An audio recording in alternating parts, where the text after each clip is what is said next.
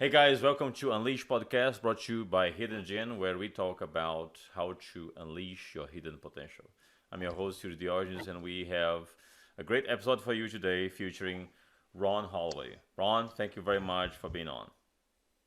Thank you, Yuri. I'm glad to be here. Well, before we jump into today's topics, we would like to invite you to subscribe to this podcast on YouTube, Apple Podcasts, or Spotify. Also, you can find these podcasts, all the episodes at hiddengen.net, which is our website. And if you live around the DFW area and have not been at Hidden Gen, make sure to visit hiddengen.net and grab a free trial pass. All right, Ron. So thanks for joining again. And today we're going to talk about your book, Okay. Antifragility 10 Principles to Live by to Turn Crisis into Opportunity. That's a very appealing title. Thank you. I And hope I, it sells. I got a marketing campaign kicking off. So, yeah, and something that we all need these days, mainly after all the layoffs that are happening in the tech mhm. industry. I think that this is something that can be extremely helpful. Can you elaborate a little bit, like give an overview about the book? Okay. Well, the book is 10 principles that I came by as I was essentially rebuilding myself. I used to be a special agent, most stressful agency you could be in. So, the State Department has special agents. And I got sick. My body essentially broke down, and so did my mind. Hmm. And I had to rebuild my brain. So I looked at it and I said, okay, I have to change how I think. So I studied philosophy and how I was viewing the world. Yeah, I drew mostly from Stoicism and some Eastern philosophy. I had to figure out what was going on with my actual thoughts, emotions, and behaviors. So I studied psychology. So I drew from what's called cognitive behavioral coaching and looked at that trifecta of thoughts, emotions, and behavior. I had to deal with the physical aspects because one of the principles of the book is that the mind and body are one. So I studied the neuroscience. I studied the effects of stress and all that on the body, and the distress system: freeze, flight, fight, and fright. And then there's a spiritual element: is that there are no atheists in foxholes. And I was going to bed every night for a decade, uh, kind of what I call the modified fetal position, with my hand on my forehead and ringing in my ears, and I would pray. That was all there was left to do at the end of the night. So I'd pray, and you make these bargains, right? Hmm. So say, if I survive this, I'll go on the straight and narrow. I'll never drink again. I'll only have eyes for my wife, whatever, Hmm. right? For me, the bargain was, you give me the strength to endure long enough to learn what I'm meant to learn, and I'll teach it to other people. That's amazing. And and these are the principles in this book that came out of that journey. That's amazing. I'm glad you talk about stoicism. I'm a pretty big fan of this. It's a very interesting lifestyle when you start to go deep into stoicism, mainly on areas that we don't have control about everything in life. So there is no reason to stress out about things that are out of your control, which is something that we do a lot. Oh yeah, yeah. That's one of the traps people fall into, right? Hmm. Um, but when you let go of that, so Seven Habits of Highly Effective People, Stephen Covey, bestseller, 220 weeks in a row. And he says you have your circle of control, your circle of influence, and your circle of concern. And you need to stay in your circle of control, and you are at the center of your circle of control Hmm. if you have self-control. And then you have some in your circle of influence, but the stuff in your circle of concern, if you get wrapped up in that, there's nothing you can do. It will eat up your mental bandwidth. And when I look at stressful situations where you need to be at your best, that kind of stuff will cause you to deteriorate and not be at your best. Yeah, makes sense. For the Unleash audience, one of the things that I was looking at the book that probably it will call the attention for the listeners, for this audience, is principle number 5: the mind and body are one. Without Hmm. uh, s- without going to any spoilers or anything, can you just how you got to this conclusion? Not what the principle is about, but how you got to this conclusion. Because you, during the time of your crisis, you were lacking this connection between body and mind. Uh, well, first of all, I say the mind and body are one instead of saying the mind and body are connected, because to say that they're connected is a gross understatement. I mean, there's such an integration between the two to the point that you have neurons on your heart, right? You have neurons in your gut. So, but what really got me to it is the nature of how I got sick and developed a mental health condition was physical, right? It was a change in my body chemistry. Hmm. My body started producing too much dopamine. So, and we know if you snort too much cocaine or you snort cocaine, you get a high, and that shows up in your behavior and eventually your downfall. If you drink something physical like alcohol, clouds your judgment and you start behaving differently. Your mind is doing different things. So the mind and body are one is really from that. And the importance of it is to be able to manage your mind using all of the tools available. The body is one of them. And we hear a lot about breathing and box breathing, but that's just one. If we look at the body in the distress system, when you think you're in danger, there are certain mental traps you can fall into. Yeah. So And the book I try to. this is so amazing because, and you probably, as an agent, you probably felt that when you are in that stress situation, your body starts to react differently. But what really started on your mind, right? That awareness situation or that danger situation, it really did not start on your body. It started on your mind, and your body immediately react. Well, actually, there was an interplay. So one, it was the way my mind worked in the first place. Is that I'm a type A and I seek out challenges. And the best way to get me to do something is to tell me it's impossible. So I will break myself to win. And what happened, my psychological capacity for stress actually went beyond my physical capacity. My body broke from all of the stuff going on, lack of sleep, the stress, all that. And then it affected me mentally and Did you emotionally. did you um, feel any signals going through this, or when you realized you were already broke? Now, pretty much when I broke. And a lot of it is ignorance to the signals. That was something I was doing with my agents before, is teaching them the signals to know when to back off. And in retrospect, I can see it, but I knew nothing about mental health at the time, so I didn't know the signals. But if you wanted, I was trying to protect our guys because 4 of us get sick every month and go under evaluation. And we're in places like Benghazi because we protect diplomats. So Ambassador Stevens, we were there. Not me, but we were there. And nobody knows. And if you can just recognize what's happening and step back and reassess and give your body a chance to take a break, well, you might head off going off the cliff like I did.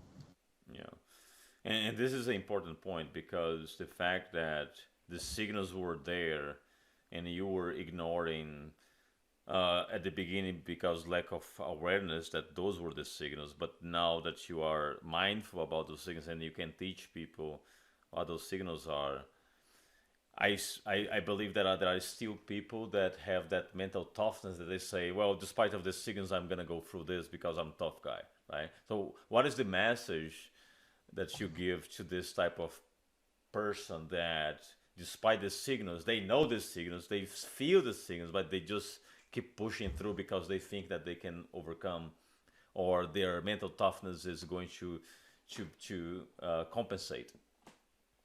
Well, I say everybody's on a journey, right? So the first principles of my book is you are the hero of the story in your life. And for some people, you know, a smart person, I mean, a dumb person won't learn from their mistakes. An average person will learn from their mistakes. A smart person will learn from somebody else's mistakes. So if I speak to someone, I could say, hey, this is what happened to me. And, you know, as far as you being a tough guy in a man card, well, here's mine. I was a special agent and a soldier, and I thought the same way. And it had nothing to do with my mental toughness, it had to do with my physical limitations. And like I said, my psychological capacity for stress outstripping my physical capacity. And I liken it to this, right? We think it's cool to have a high pain tolerance, right? Yep. However, pain is a signal. Right. So if I put my hand on the stove, I should feel something that tells me, get my hand off the stove. Right? That's what it's there for. If I have too high of a pain tolerance, yeah, it might be a cool parlor trick to put my hand on the stove and not move it. However, I'm damaging the skin on my fingers. So you got to listen to that signal. And another part comes from Stoicism, comes from martial arts, is this idea of self-mastery. Yeah. And that talks volume you know, to me, by the way, because I practice jiu-jitsu. So I know when to tap. I did too. I know when to tap. Yeah, you got to know when to tap, and you got to leave your ego at the door. Yeah. Yeah, I competed in judo a little bit. I did some BJJ, and my base art is one that's very criticized by people who don't understand it. Aikido? Aikido, yeah. I know. But the thing about Aikido is there are different ways of training it. So if you go here, you'll have some guy who wants to be Steven Seagal and has a ponytail. However, I went to the Founders School in Japan, in Tokyo. Oh, nice. And I trained with those guys every morning with no heat, canvas, tatami mat. Like, it was old school. It was different, and they didn't talk about any magical stuff or like I've been slammed hard by those guys. Yeah, that's awesome. I mean, it's magical and everything, although you probably agree with me that probably the most effective one is still BJJ. I mean, you practiced all those three. And as an agent and someone that was in the workforce, I think that you will agree that BJJ is the most effective one. Effective in what scenario? Oh, for example, to ensure that you can calm down someone without hurt that person, that you can control someone without hurting someone. Because judo, I practice judo too. If you slam someone on the floor, I mean, that guy may not even come back. Yeah. And BJJ, you can mount and calm down someone, or you can put someone to sleep and calm down someone. So it's more about control, I think. Right. It's good one-on-one.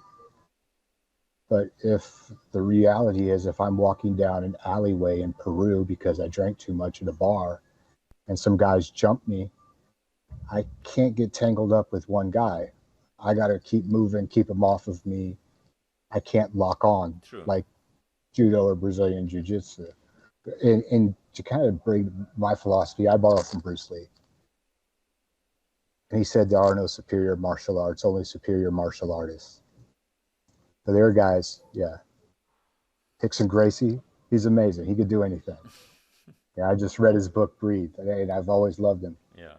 But you got other guys who maybe can't pull it off. And then you might have somebody who can do Taekwondo so well that they can actually use it, and most people can't. Yeah, I noticed that in your book you quote Bruce Lee, and one of the ones that is very famous and I like, and I read the book that his daughter wrote, Be Like Water, very good book. And this phrase is is basically a lot of reflection. Be like water. I mean, you have to adapt to many Mhm. different situations, and water is a great example of that. Yeah, yeah, and being fluid, even in your BJJ, Yeah. right? You, the situation is evolving. The status of your body next to someone else's, and the really good person can. It's not. It's fluid. Mm-hmm. You're flowing from move to move until Right. you got them right, Right. and that's at the higher level. And Aikido is the same way. It's got to be very fluid, Mm-hmm. and then you can say that about anything. You can say that Yeah, about but boxing. anything that's and about life in general, because it's about Yeah, in life. adaptability. So if you are in a situation that you didn't plan, I mean, you had a plan, and you went through that. You need to act quickly and adapt to the situation. And you probably have tons of examples of that being in the workforce. You probably had a main plan, but you had to make adaptations. Yeah, and actually, I'm big on drawing on analogies, and I went into my illness with all kinds of stuff that I already knew. So Sun Tzu's The Art of War, Machiavelli, but for martial arts in particular, was the idea of technique over strength. Because I was under a lot of stress after I got sick. It was even worse, um, and I would see this thing that I'm fighting as really big. It is bigger than me, so I can't meet it force to force. I have to do like judo. When it pushes, I have to pull, and when it pulls, I have to push. And I have to get outside the fatal funnel of right in front of it. And I can't let it get on top of me. So I had those, I mean, those were little thoughts coming into my mind is how I'm going to approach this thing called the mental health condition. Sun Tzu, right? The Art of War. One of the famous dictums is if you don't know yourself and you don't know your adversary, you're screwed. Mm-hmm. If you only know yourself and you don't know your adversary 50-50. Conversely, you only know your adversary, you don't know yourself 50-50. But if you know both, 1,000 battles, right? Yeah. You're going to win. So I took the same approach. I said, okay, I have to know myself very well, like in the macro element of what I am about, but also on a very personal, like day to day, minute to minute, what is my physical mental state? And then I had to understand the illness too that I'm fighting. Did you write the whole book as you were going through this, or you were taking notes of those moments, and then after you felt fully recovered, and you're like, oh, I feel like I have a lot to share, then you start writing? Now, I just wrote the book.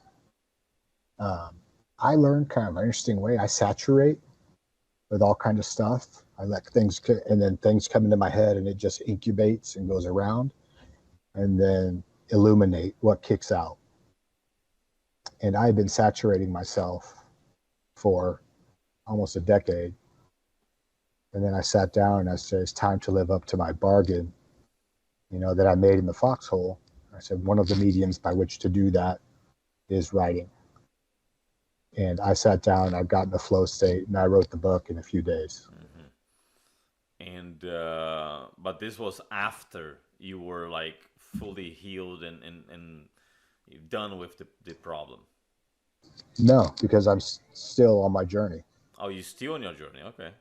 I'm still on my journey. I may always be on my journey, and I kind of hope it never stops because pain is the greatest teacher. Yeah.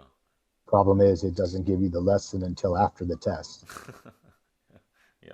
right? But like with me, it's almost like I developed superpowers. You know, Hmm. I had to learn all of these things, and now I got a black belt in mental jujitsu. Nice. And that comes also the other chapter that I thought that was interesting is not chapter but principle is the principle six. Fatigue makes cowards of all of us. Now, Uh-huh. this can go in different direction because you can have mental fatigue and your body Uh-huh. still be able to perform. or you can have body fatigue and your mind still be able to perform. When you talking about fatigue, are you talking about what type of fatigue? Particularly, I'm talking about physical fatigue. It can be both, but I hit on the mental stuff a lot in the book, and I wanted to move into the physical. And I talk in there about my time working in a SEER school, the military survival school, training commandos, and if they get captured, and watching these guys who are super fit after there is sleep deprivation and food deprivation and no water, and just watching them deteriorate physically and mentally. Now, the school was very controlled. They didn't want to break anyone. There were psychologists there for them to check in with. But yeah, and I really wanted to play in this idea of your physical fitness being part of your overall wellness, Yes. Yeah. your overall mental health. Hmm. And this is something that I think a lot of people start to realize that during COVID, because at the Mhm. same time that people were locked down, we also saw a lot of people that after 2 months being locked down, they realized that they needed to do something to move. So they start buying gym equipment, they start doing something just to be able to move, and they start feeling better. So yeah, the obesity rate went up in the sky, but a lot of people also realize, you know what, I need this physical activity because I need to, you know, do something with my body. Just me eating the whole day is not helping. Yeah, a lot of my books about, because it's turning crisis into opportunity, right? And a big part of that is not going to crap when the crisis happens. Hmm. And one of them is your body getting fatigued and you can't carry on, or uh, you're stressed and you eat a pizza and it creates brain fog when you most need to think clearly to make life or death situations. You don't want to be fighting your body. You want to help. You want your body helping you. Through this journey that you say you're still on, uh, did you make improvements on your nutrition? Did you make improvements on your, cardiovascular activity and things like that? Nowadays, you feel that you achieve that stable scenario when it comes to mainly nutrition and physical activity? On and off, on and off. Right now, I'm training at Hidden Gym with a group of great guys. I hired them to get me to where I want to be. But after I got sick, I had been doing bodyguard work.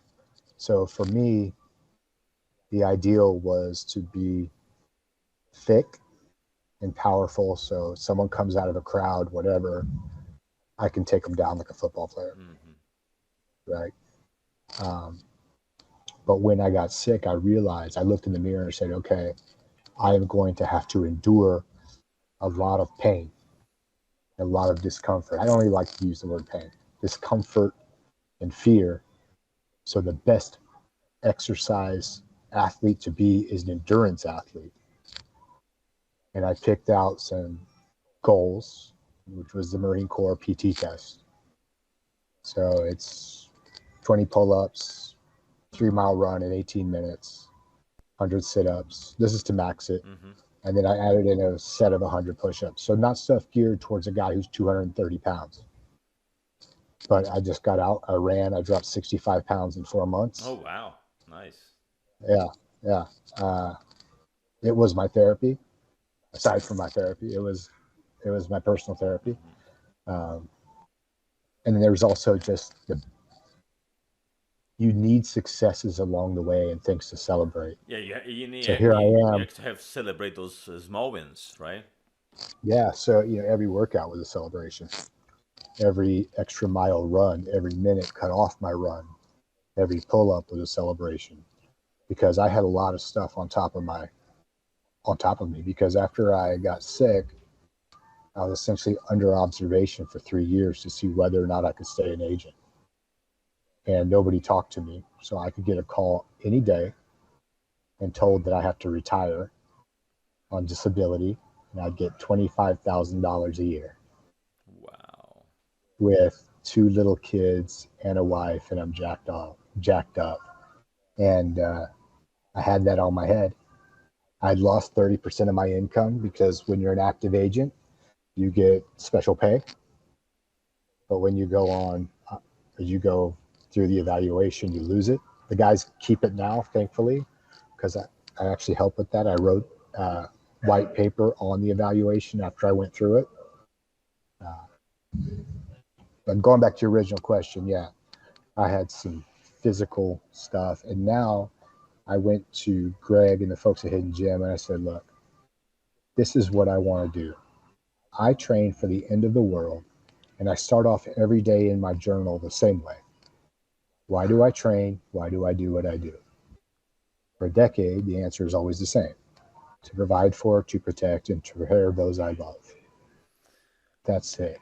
Yeah, it's so So I this told the guys, go ahead. no, this is so important because a lot of people they don't know yet the why. And I think that when you nail the why, you start to understand the why you're doing this and there is a purpose behind, then things start to flow better. Because a lot of people, for example, Oh, when they yeah. try to lose weight, they try to lose weight just because, oh, I just want to fit on this bikini for this summer.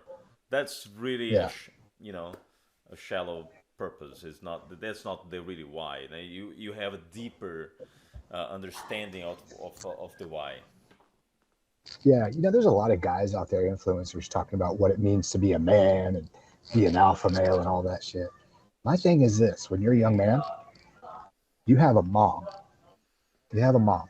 And someday your mom's going to be an old lady and she's going to need you to help take care of her. So, right now, while you're a young man, start doing what you need to do. So, when your mom's an old lady, you can help her. Hmm. And the same thing, when you're a young man, and this is for heterosexual, I guess, or I don't know, that's how I can only relate to that. You're going to have a family someday. And right now, while you're a young man, work hard, get an education, invest what you do have, which is your time, in something that will pay off to improve the standard of living for your family. Yep.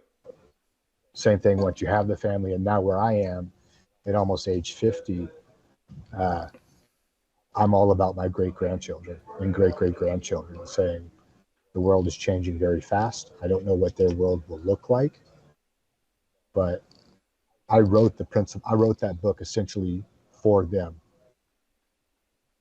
So whatever the world looks like, part of my legacy are those principles in that book. Perfect. This podcast is in the archive for my great grandchildren. That's awesome. That's awesome. The book, I'm assuming that the book is available at Amazon and all that. No, it's only available for download on my website. Oh, that's cool. What Yeah. is the website? It's arrowcoachingllc.com, and it'll be up in a couple of days. I just hired a company to do a custom website. But yeah, I cut out the middleman. So you're not publishing in any other publisher at all. I mean, this was Not self-publishing. at this time. Okay. Not at this time. Right now, I'm self-publishing.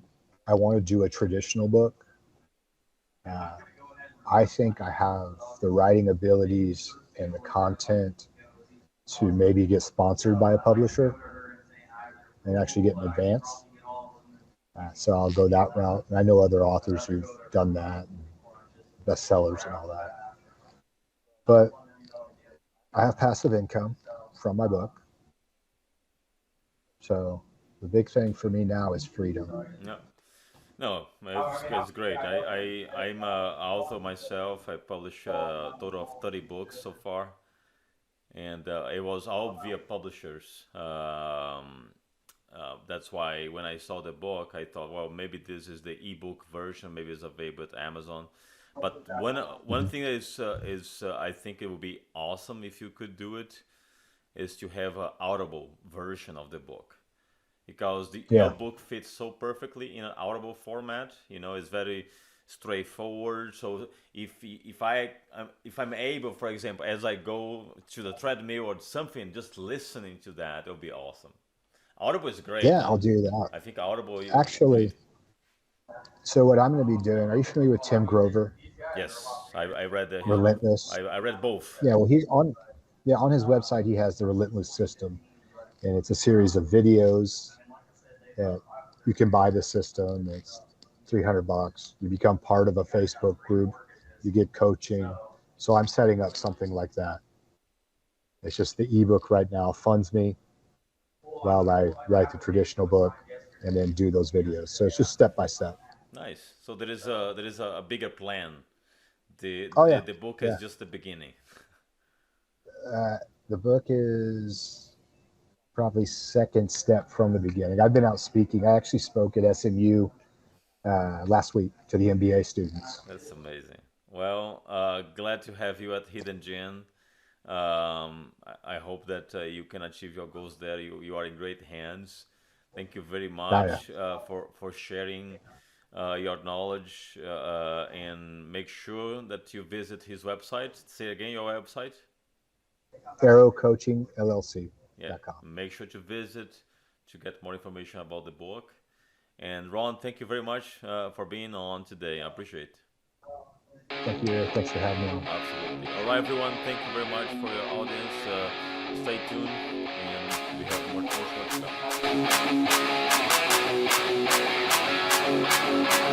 come.